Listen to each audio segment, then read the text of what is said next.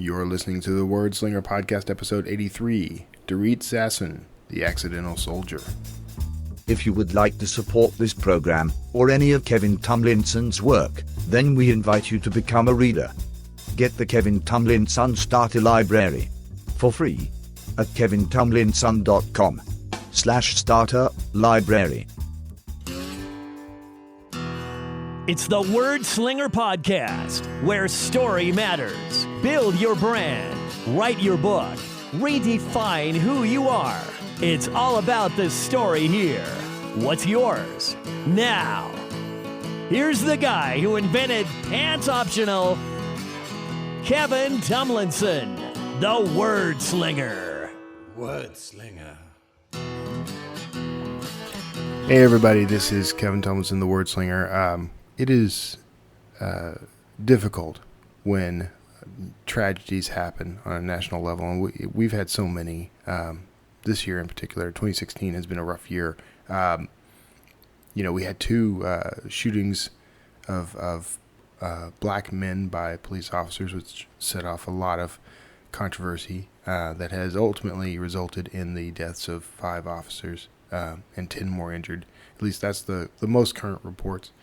It hits home for me. All of this hits home for me because all life is precious, and to see any of it go at the hands of these people. Anyway, I am not going to get onto any sort of political tirades. Nothing about gun control. Nothing about whose life matters. All lives matter. I'm sorry. I know that's become a catchphrase, and I don't mean it that way. I mean every life is precious, and the fact that there are people in this world who are being treated unjustly and who are suffering is abhorrent. It's beneath us.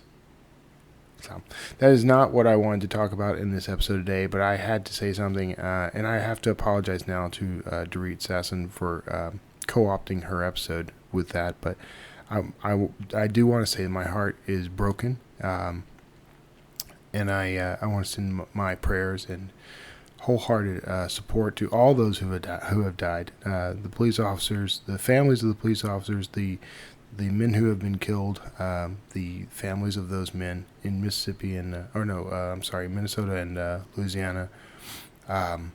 So much tragedy, so much pain, and I'm just sick to death of all of it. I don't know the answer about how we can get past this, but I know we can. So my prayers to all of you, and let's move on. So I know that is a downer opening, and actually I think this is a really appropriate episode. Talking to Dorit was pretty amazing. What she did was pretty amazing. I mean, she went to serve in the Israeli Armed Forces. That is unusual. It's something we don't hear about often, and what she learned there was eye-opening. The cultural differences were shocking at first, and then she learned how to love that culture as much as the American culture. Now she's back. I see so much in this that is useful to us as Americans, but if you're listening to this overseas, as human beings, just the ability to see a culture, and especially your own culture, with fresh new eyes, that's just amazing to me. I mean, I don't know that the interview actually got as far into that as I would have liked. I think I may have done a slight injustice to Dorit and to you by not digging further into that concept, but it really didn't start. It was profound to me at the time, but became even more profound to me after the fact. So there may be a follow-up here, I think. there almost has to be. But at a time when there is so much tragedy here in the U.S. and so much anger and hatred in the world, I think that there are some lessons we can learn by looking at ourselves with new eyes. That's what this interview, I think, that's one of the highlights of this interview. There's more to it. Dorit is a wonderful woman, a wonderful author. I've picked up her book. I have very much enjoyed it. She was the Israel Defense Force, by the way. I think I said this wrong. She She became part of the Israel Defense Force. I am not an expert on this topic. I'm learning as I go, but it is profound to me what we can learn from this sort of thing. So I'm not going to hold you back any longer. I'm going to let you roll right in. No spiels, no housekeeping for the moment. I don't have the heart for it. And again, Dorit, if you're listening, I'm very sorry that I've hijacked your episode for this, but these tragedies happened just last night. It's all fresh in my mind, all very painful, and I'm just completely heartbroken by all of it. But we are better. We can be better. So, without any further delay, let's get into this great interview with Dorit Sasson.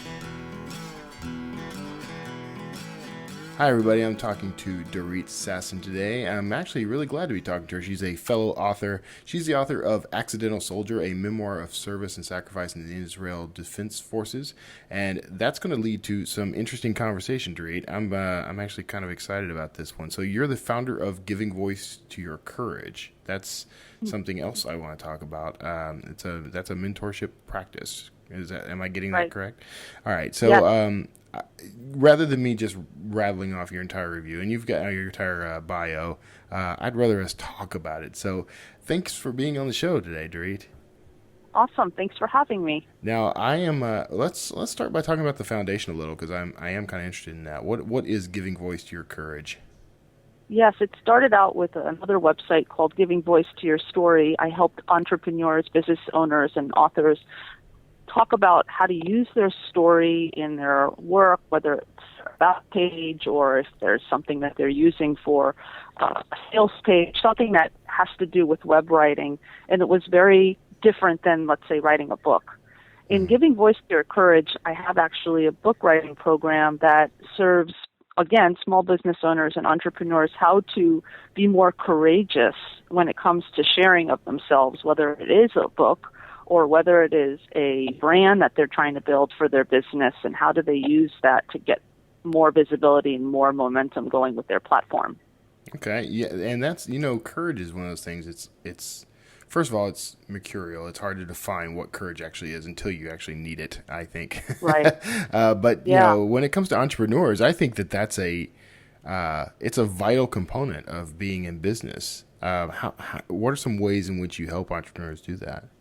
Right.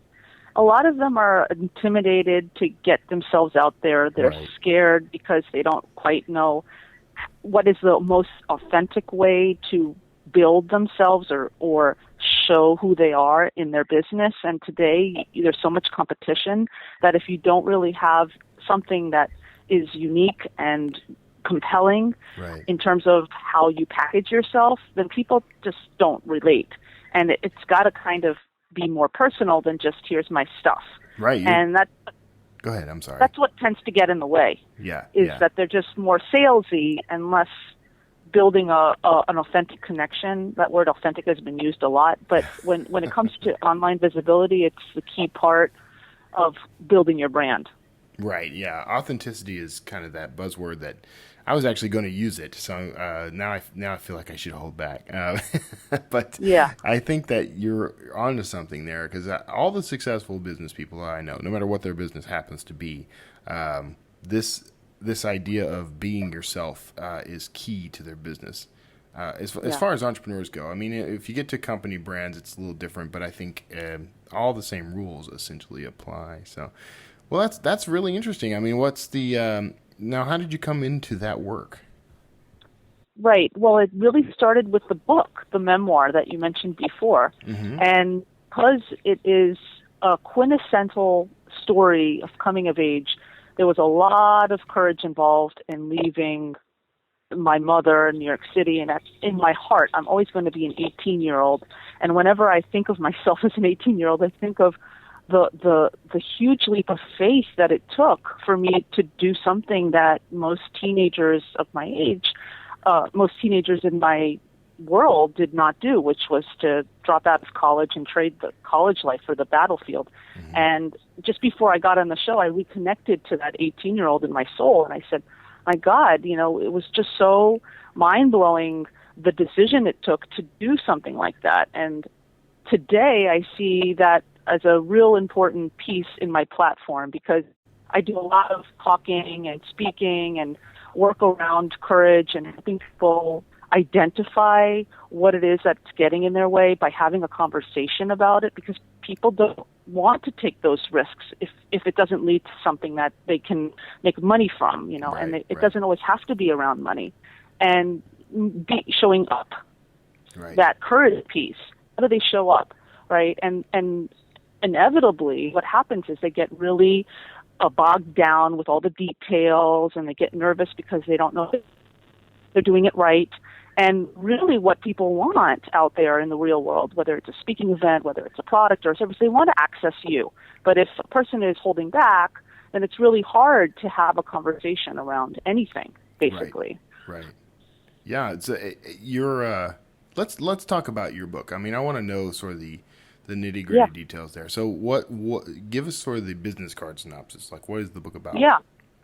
Well, it was a complete accident that I got inducted in the Israel Defense Forces, and this is where people may get a little confused because of the title. They're like, well, what is the accident behind it? You know, Right. Oh, okay, I've heard accidental tourist. What's accidental soldier?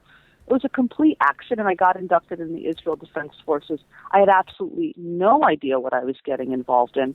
My mother, who was a Juilliard graduate, concert pianist of note, who played alongside Leonard Bernstein, was terrified that I'd get blown up by terrorists. Yeah. And she thought that I was throwing my future away. But I wasn't scared. I wanted to prove that to my Israeli father that I could be my own person, away from my mother's fears and paranoias of Israel. And I saw my service as a ticket to freedom. Mm-hmm. So Israelis basically get inducted from age 0 because they're born into service. And for me, I traded college life for the battlefield. Right. And that was the accident. Okay. Well, you say accident. I mean, it sounds like you chose it. So it was just accident of birth or what? I did choose it, but it was not something that I was born into. Uh-huh. So it was an accident because I actually chose to leave my mother. And it wasn't like most people who do the IDF, they do it for ideological reasons, they do it for Zionist type reasons. My reason was not any of those. It was just purely, I was like, hey, the IDF is going to set me straight. It's going to give me discipline. It's going to orient me to the real world and clean me up and do me good. And I just wanted to get away from her so I could have that real, pure, good life. Right. So it was like an accident because I was going to do what was right, which was go to college, get a major, study that major, be fulfilled by that major. And in this case, I did not do any of those. Right. Yeah.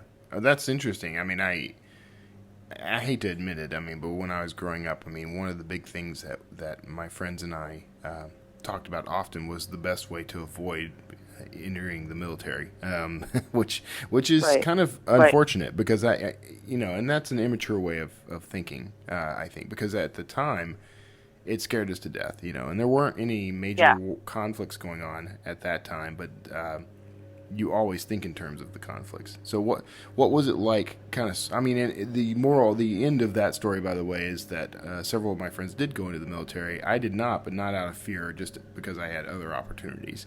But so when you got into that service, what was the experience like for you? Yeah.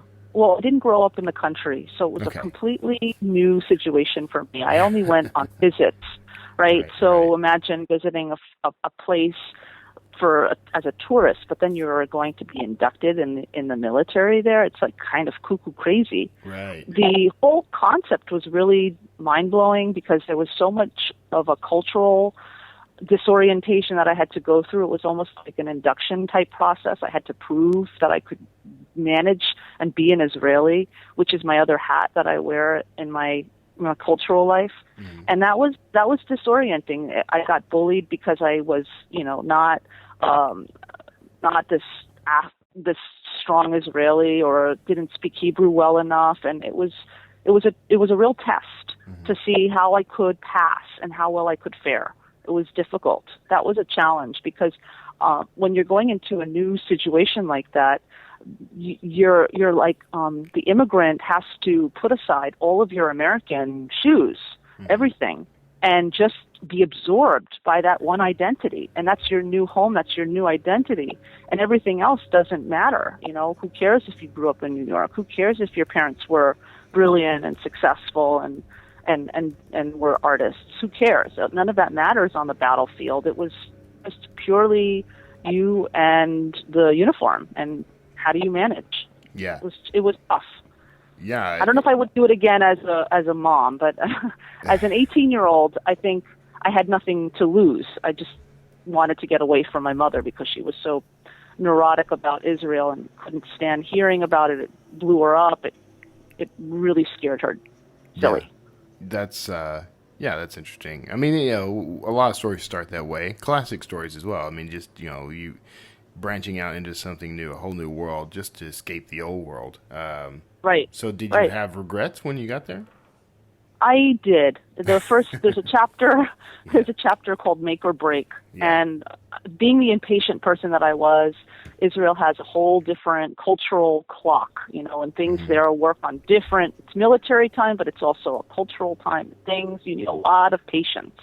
And, you know, when people weren't doing the things that I expected them to do as would be expected when you go into a new country, you follow your own Americanisms, so to speak, and you go there, nothing is moving the way you want it to. People weren't friendly, people weren't polite, people were very aggressive, people were very assertive. Nobody really wanted to get to know me as a person. None of that mattered because Israelis have this wolf pack type mentality. They congregate in groups. So the success depends on the group mentality and not I'm an individual, look at me. And there's a chapter called Make or Break. And within 24 hours, I was on that phone calling my parents collect and screaming, get me out of here. You know? And I don't want to be here. What the heck am I doing here? And, you know, it was at this time where there was no cell phones and you had these tokens and you had to make a collect call and get to an international dialing operator. And it was very stressful. This is in 1989, 1990, 1991. You know, you can imagine the kind of technological landscape. Right. And then just regretting it because I was like, what the heck did I just do? Right. Yeah. And I mean, there were no options at that point, right? Like, it wasn't like you could just choose to go home, right? You were in. Yeah. I mean, I could, but then I knew I would be setting myself up for failure because if you made that trek and you got all your paperwork oriented, it would be like defeating, you know? Yeah. And going back on that plane, it would be like, what? You're going back now on the plane? Like 24 hours, I was just in JFK. Now I'm going to go back to JFK? Right. But I wasn't prepared to admit defeat. So, but I was just emotional. I just didn't know how to handle those first 24 hours, and it was like really stressful. Yeah, the culture shock alone was probably enough to make you reconsider. So that's I have to tell you, Dorit, that's scary. That whole story is scary. So no wonder your topic is courage. So I'm guessing, though, that because you faced that with courage, you took a lot of lessons. Clearly, you took a lot of lessons away that now impact your career. So what happened immediately after, though? You didn't jump from that to writing the book. So what happened in the intervening years? Right. Well, I didn't start writing the book until 2012, so obviously a lot of time had passed before I did any writing. I got a lot of lessons about trust, you know, and Israel is a very funny country. We have great relations with Israel historically, but my relationship with Israel was like a love-hate type thing, and I didn't know if I could trust the country enough to feel safe emotionally. Right. Over the years, once I got released from the military, I decided I was going to be an English teacher, and I taught English because that gave me comfort, at least in this still kind of foreign setting, even though I had claimed it as my home and I had already been able to use my Hebrew very fluently. However, I felt like I'm never quite at home, and so I was always finding ways to feel connected. The trust was really letting go of who I am as an American and just believing that this new country has my back because it's a very social type country.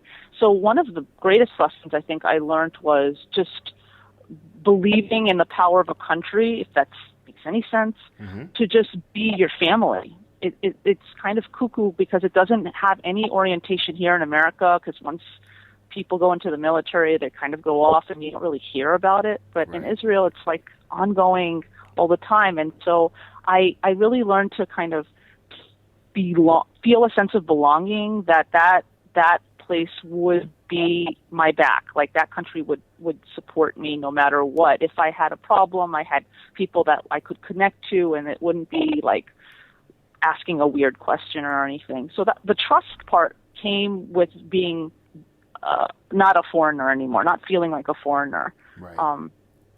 I think that's the greatest lesson I learned, was to trust this new bunch of strangers, you know, and that they are my friends and family now. Yeah. So how did that trust come about? Like at what point did the gears kick in and everything shifted to where now this was home? Yeah. Well, in the military, there was a lot of stress. We had to connect and work together. We were a bunch of IDF foreign recruits from different mentalities, and we got on each other's throats. We really, really were not. It wasn't like Israelis when they served. They know each other even from kindergarten. They know each other from way, way back. They have this group mentality that sticks. And we were not sticking. We were just not. We were not willing to work with our differences. And so, and there was no leadership, and everybody was nitpicking everybody else. And when you're in a military type condition and you got to get things done, you've got to learn how to be the best of yourself under the worst circumstances, you know, and that takes courage, because you can pity yourself, you can feel sorry that you're here, you can regret it. You've got to always be able to move forward with whatever is happening out there, all the chaos and whatever, and move forward and find the good in people. Yeah. And I did not always see the good, and I was like, why are you guys like fighting me? Why are you guys not connecting with me? And you can see this happening with teenagers. It doesn't happen that often with adults that much. Maybe it does behind the scenes, but when you're a group of 18, 19, 20-year-olds and in a group trying to work out your differences and there's no real leader, you're trying to make do with whatever you have and trying to be resilient. That's a good word to use here, is how do you overcome your differences and still be resilient and bounce back to your potential. Right. And that was a challenge. And that helped a lot, because I can just clearly remember all the fights and the struggles and the combat and the emotional issues that we had, and it really it bared my soul, and it made me feel like naked. Like, now you're calling me out about a problem that I never had a problem in America about, you know, and it puts you on the spot, and you're very taken aback by it because nobody else called you out about it in America, and all of a sudden they're calling you about it in Israel. And so you have to go and there's a willingness that you have to go into your soul and see yourself. And if somebody's calling you out for a problem, not to be defensive over it, but to see, what can I do now to make a difference? How can I be stronger? How can I be more helpful? How can I be a leader? And that takes courage, because you can, as I said, you can hide behind yourself. And in Israel, you really don't have a choice. You have to work together in that kind of scenario. Yeah, that's interesting. I mean, because what it is it's a cultural shift that changes your perspective, which is something that a lot of us we don't get the opportunity to do that very often. Right. I mean, even with travel, we typically don't get that kind of opportunity. So I think that's a rare thing. Yeah. Rare. Very rare. Yeah. Very, very rare. I've never encountered, unless you go to these boot camps that you self-select to be part of, you know, and you have to pay like $1,000 to do, you know, like these specialty type arrangements where you go and you put on war paint and you get yourself all muddy and you're like, okay, now I'm a fighter, or now I'm a warrior. But there I self-selected to volunteer for something that was going to change me completely. I mean, literal. Right. And I want to take a second, by the way, to apologize to everyone listening because there is a guy mowing the lawn. Of course there is. Every time I start one of these interviews, just out of the blue, a guy mows the lawn. So I have a very well manicured lawn here, Dorit. Okay. Just kidding. So getting beyond that, though, now you're done with your service. Right. When were you finished, by the way? I finished in 1993. 93. Okay. Mm-hmm. That's interesting. Okay. So you finished in 93. Between then and 2012, I'm sure you had a life. Did you were back in the States, or did you stay in Israel? No, I actually stayed in Israel for another 18 years following that. Wow. Another 15 years. I did not want to go back to America. I felt like the country, I broke into the country. Okay. I felt like I got my people, I've connected to them. And I didn't feel, once I came back to America, I felt like once I landed, I felt that this doesn't feel right. Like, really? I don't have to work so hard to feel home. Home already there has taken a different and a larger meaning. And I felt like everybody was doing their own thing, and everybody was like individual, and there was no, you have to understand, like when there's one scene in the book where there's Holocaust Remembrance Day and the special day for the fallen soldiers and victims of terror, that there's a siren and the whole country comes to a standstill. It's something that Americans, even the American Jews in this country, don't get to experience. The whole country literally stops. Cars on the highway stop. People stop buying stuff and they just stand in the supermarkets and the aisles. That kind of togetherness is something that it does not happen here at all. Yeah. And when I took those experiences, and all of a sudden people were just going about their business and doing their thing, and I was like, nobody stands for any of these things. Nobody cares. Like, I just found things so blasé and, routine, and I was like, this is not really home anymore. Something had changed me from inside out. I ended up staying in Israel because of that feeling. I felt like I want to not struggle so much anymore in my life. I've already reached this place of community and home and self and belonging and self-awareness and self-identity that I felt like I had arrived. Right. And because of that feeling, I was already in the system. I already was. I already had a personal Army number. I was already kind of certified to go into the job market, because if you don't do the Army over there, you're not really kosher. It's like you're not validated. But that's the first thing people ask you. So what did you do to the Army? When did you get released? It's a big deal. It's like a socialization type thing. Yeah. So I said, okay, I'm going to start teaching here. So I taught English for many years. I taught Israelis how to get past their matriculation. I did that for a number of years. And then the second Israeli-Lebanese war hit, which was in 2007. And at that point, I was already married. I had a young son, and it just wasn't viable anymore. I think Israel is a great place for young people, but as a professional, my husband and I were both kind of feeling burnt out. I could still teach English, but my husband didn't have a job, and it wasn't sustaining anymore. Something we had outgrew our professionalisms over there. So we said, what else can we do other than try to find jobs, which wasn't working. We came back to the States. We started again. I was a returning immigrant. I left as a teenager. I came back as a wife and a mother. I didn't know what Target was. I didn't know what an SUV was, because I didn't have a need for any of those things over there. Right. That's interesting. So it was very disorienting. Coming here, I was like coming to mothers in the playground. I was like, what's Target? And they were like looking at me like I came from the moon. Like, you don't know? What's an SUV? I'm like, I don't know. I haven't been here in 18 years. Can you tell me? And people were more than happy to explain, but there was this quizzical look on their face like, why are you asking me this question? So that's interesting. Like, when did you come back to the U.S.? I came back in 2007. Okay. So that's very interesting, because there was a definite cultural shift in the U.S. between, the 90s, the late 80s and 2007. I mean, definitely. Yeah. So it's like you were an immigrant twice in your life to two very different countries. That's very interesting. Right. So, right. Okay. I mean, and is your husband, is he Israeli? Is he from there? Or Yes. Okay. So he had. Born and bred. Okay. So that had to be an interesting adjustment for him as well to to come to the U.S. for the first time. It was. At least was. you had some of the cultural background. Right. Well, Right. so okay, then I mean that's just this. By the way, this stuff fascinates me. The idea, Yay. because I'm forever trying to, because I'm an author. Okay, I'm forever trying to shift my perspective to sort of understand the world from a different angle. Right.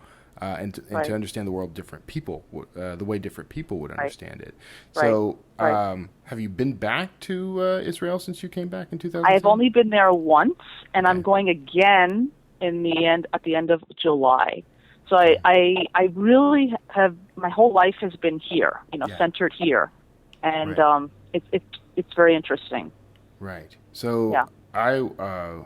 I'm curious now. I mean, I just want to hear updates. Like, Yeah. has Yeah, Israel no, changed at all? Do they have Target in Israel now? Things like that. That's the sort of thing that I'm I'm now fascinated with. It's Yeah. interesting though. I mean, what was the culture there?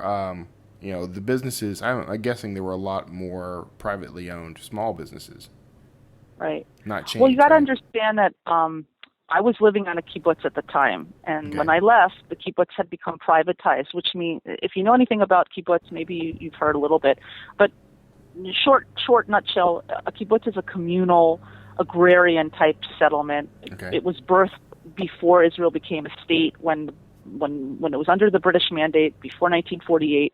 There were people that came from all over the world, immigrants, but they came with huge ideologies and huge dreams to really found Zionism and bring it to its birthing place so that Israel could fledge as a country, as a nation. Mm-hmm. And so one of the ways they did that was work on kibbutzim, which were also border patrol type, were border settlements where they would also protect the borders. So that they gave birth to a pioneer type fighting unit, which was my unit, but much later. Of course, I served in that. And so many years later, it took over a Reaganomics type of attitude. All of a sudden, people, when it became privatized, didn't want to work for somebody else. They didn't want to just eat in the dining room and see the same people all the time. They wanted to make their own money. They wanted to build a second floor to their home. They wanted 2 cars. They became very American in their ideologies.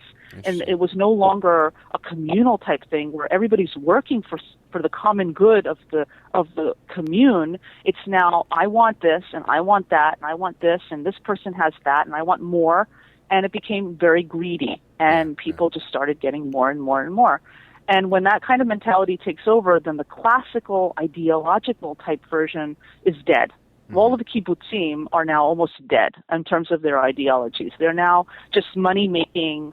They have industries that are very powerful. They have tourism, they have farming, they have fishing, they have factories, but they're not any more social in their nature and their blood. Right. And so that kills people's visions. They know that vision can no longer be. So that took over almost a city-like mentality. In the cities, you don't have that communal thing. Everybody goes to work, goes home. In this small, remote, self-contained unit, you're just working for somebody else, and now all of a sudden you're adopting a Reaganomics type city mentality. Right. And we just said that, if we're going to make it here, then we might as well just go to the States, because it's like that in the States. There's no difference, Right. Right. In Israel, you have a lot of that high-powered commercialism. It's a hub for high tech. It's a hub for Nobel Prize winners. I mean, everything that emerges from that country is gold. They come out with amazing inventions, amazing medical technology, amazing everything. They're always the foreleaders and the forerunners in a lot of industries, but they don't know how to take care of their professionals. We call ourselves the 40s and 50 age people, and they don't really care about us. They care about the young people because they're the army people. Right. And once you're in the reserves and you finish, it's like your time's up. And, so I assume that when I go there again in July, it will probably be, I was told it's developed. It's much more drastic and intense than it was 5 years ago. The country is changing its industries, its infrastructure. It's always on the fast track to everything, because it's a small, intense type country, and they have to be. But I do believe that it's like a little America in itself. I don't think it's any more Israel like the ideology of Theodor Herzl, his Zionist place. It's the home of the Jews. That's what it is. But it's not the pure Zionist kibbutz commune socialist mentality. Interesting. That's interesting. This is fascinating, Dorit. So, okay, first of all, I just bought your book on Kindle, so we'll be reading that today. Cool. I love that. would have read it before the interview, but we were traveling, so I'm sorry. I had other things. Well, now you can travel with it. Now I can travel with the book, this is the big release day, though, right? The big release day. Yeah, so people listening, they're going to hear this a couple of weeks from our talk, good. That's good. So we'll promote that. So where can people find more about you in the book right now? Oh, thanks for asking. It's available on Amazon, wherever books are sold, Barnes & Nobles, Books A Million, all the indie outlets. It's traditionally distributed, which means it's wherever books are sold. Mm-hmm. It's on Amazon. It's on my website as well, which is www.DoritSasson, DoritSasson, as in Nancy.com. It's available as a book and as a Kindle, as you mentioned. And then there's lots of events that I'm doing around the book, especially during Pub Month. This is June 14th. So today I have an event, and then the next following weeks I have an event. And I'm doing an event in Israel, but I don't know if anybody's going to come to that. But I'm doing an event in Jerusalem, which is really exciting for me because I actually am coming full circle with the book over there. So it's really important for me. That's outstanding. All right. Well, okay. For everyone listening, you can find the link to her website, the author page, the book itself, and a lot more in the show notes for this episode. So be sure to check that out. Dorit, I really appreciate you talking to me. I am always fascinated by new perspectives on different cultures, especially cultures that, frankly, as a born and raised American, I have very little understanding of the culture of Israel. So I'm going to be very interested to take a peek into this book and learn more. So thank you. I'm an ambassador. Yes. I'm your ambassador, your cultural ambassador. I may hit you up at some point. You never know when one of my books is going to end up taking place in Israel. I may need some research notes. Okay. Pick my brain. Go ahead. I'll do it. All right. So thank you so much for being on the show, and we'll. I can't wait to hear reactions to this one. So, everyone, I would love to hear what you have to say. Okay. Thank you. And everyone else, please hang out. You're bound to hear some music right about now. You're going to get a little wrap up, and we'll talk to you after this interview. No problem. Thanks. Well, that was my interview with Dorit. I hope you enjoyed that. Since I did delay housekeeping, just real quick, if you would like to support this show, just like the ad in front says, you can do that. One of the ways you can do that is to go and start and become a reader. Now, I normally push 30-Day Author, and that book is still for sale. You can still pick that up. It's on Amazon exclusive right now. I pulled back a little for various reasons. I had a consultant give me some advice, and I'm trying some things out, but you can find that on Amazon. You can also get 3 of my very best books for absolutely free. All you have to do is go to kevintumlinson.com/starter library, and you'll be able to sign up on my mailing list there, but you'll also get 3 free books when you do that, downloaded to whatever reading device you love. All versions are supported there, so hop on over there and do that. That is one way to support me. The reason that supports me is you get on my mailing list, and that means that you'll get a periodic email from me, and then I'll probably try to sell you some books every now and then. I'm just going to be honest with you.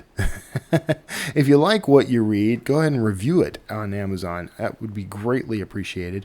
But you can also follow the trails there. A couple of those books are the first in series, so you can actually pick up the rest of those series on Amazon, and that helps support me and this show and everything else I do.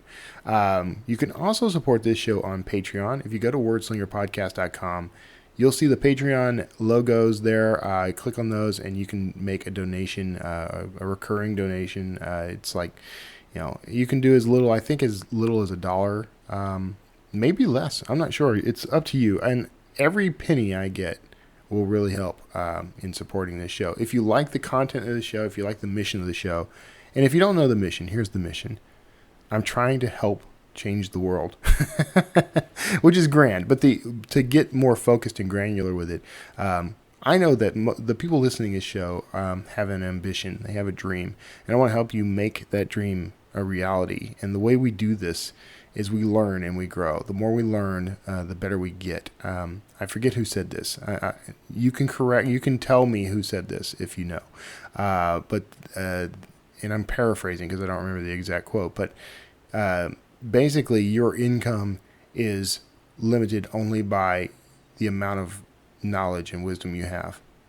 I've completely messed that up, but who cares? It's true either way. You can increase your income by increasing your intelligence.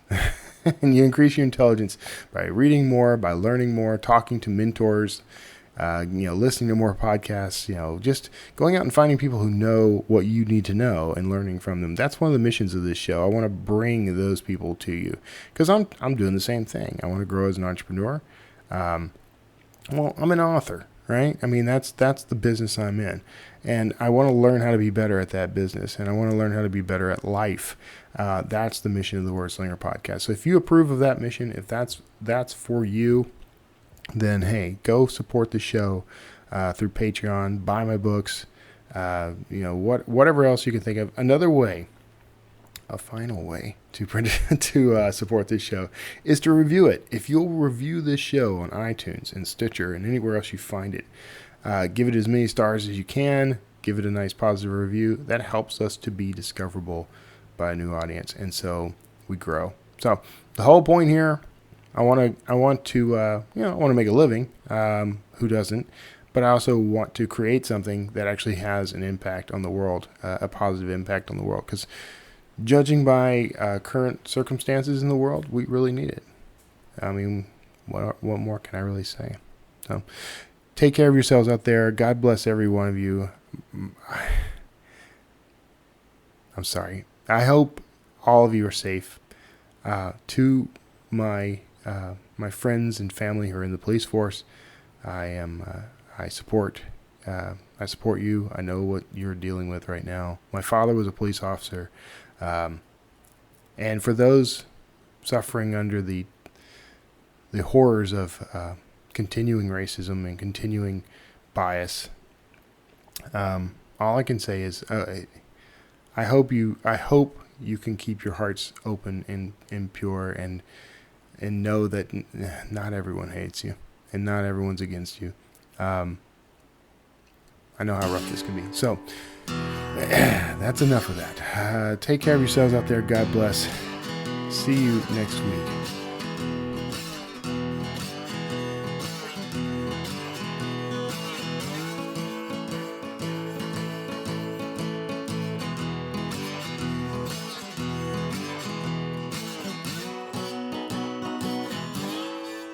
Word Slinger.